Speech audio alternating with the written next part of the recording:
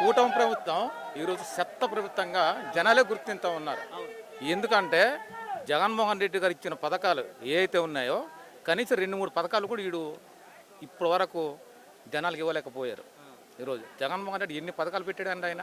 ఈరోజు వాలంటీర్ వ్యవస్థను తీసాడు. 5,000 రూపాయలు ఉద్యోగస్తుని కూడా తీయడం అంటే ఇంత దారుణమైన ప్రభుత్వం అసలు ఎప్పుడు కూడా చూడలేదు ప్రజలు. మరి అంతకంటే ఎక్కువ ఇస్తామని చెప్పి చంద్రబాబు నాయుడు గారు 6 గ్యారెంటీ పూర్తి చేశాను మీకంటే ఎప్పుడు చూడలేని విధానాన్ని మీకు ఇప్పిస్తున్నానని చెప్తున్నాడు కదా.